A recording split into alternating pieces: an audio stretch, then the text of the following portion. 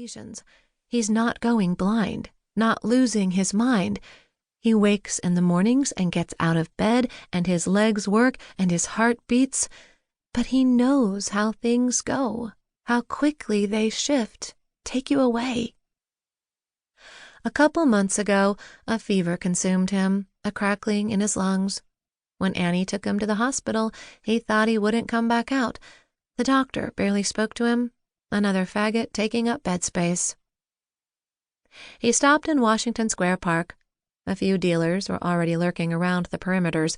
He sat on a bench, looking up at the park's marble arch where pigeons perched. Hundreds or thousands of birds. The arch looked grand and beautiful against the brightening blue sky. This was New York. Suddenly, the pigeons lifted into the air at once, a dance of gray and white beating wings. They soared overhead, across the park, and then changed direction and came back, together. They landed on the arch and stood still. It was like they'd never left.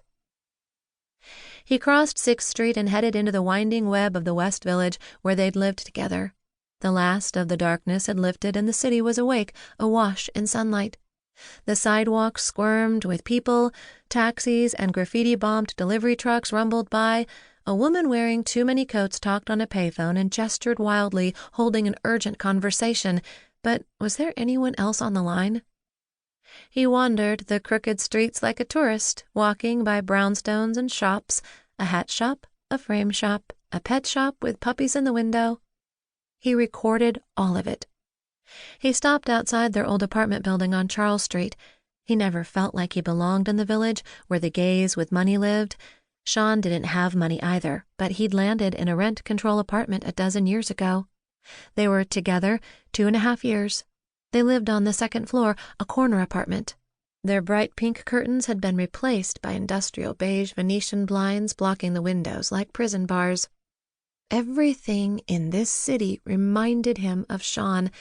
It was too much. The West Village used to be where you went to see manicured, muscular, moneyed men. Now it was turning into a hospital, a graveyard. Ghost glided beside him. He passed one ghost pushing another ghost in a wheelchair, probably neither over 40, but their sunken faces and shriveled bodies were that of very sick, ancient octogenarians.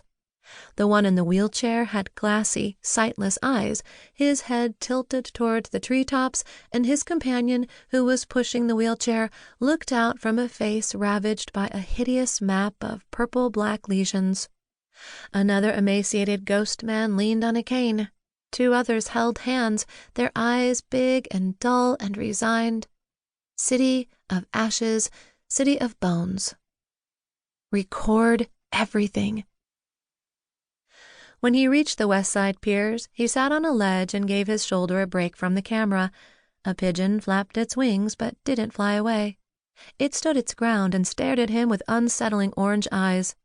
His first couple of years in New York, this was a different landscape, crowded with men sunbathing, shaking their hips to Donna Summer, writing poetry, checking each other out, finding dates and lovers and quick fucks down by the decaying edges of the docks.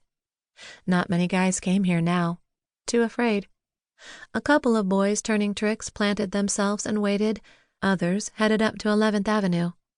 The sunlight reflected on the water, and the current lapped against the piers and over the wooden post, sticking up like submerged trees, reminders of another time.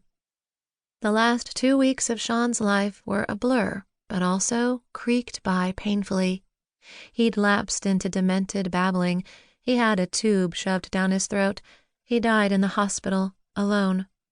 At the moment of Sean's death, instead of being at his boyfriend's side, he was standing in the hallway staring at a vending machine, waiting for a paper cup to fill with thin, bitter coffee.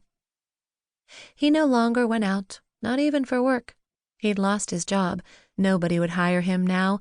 They'd see his sickness. They'd know. Annie, his roommate and best friend, said she would help with rent and take care of him, but he didn't want that. He wanted to leave. For a long time, he sat there watching young guys, many of them already infected, hustling for Johns as tugboats and barges moved like giant fish across the Hudson. He thought about Sean and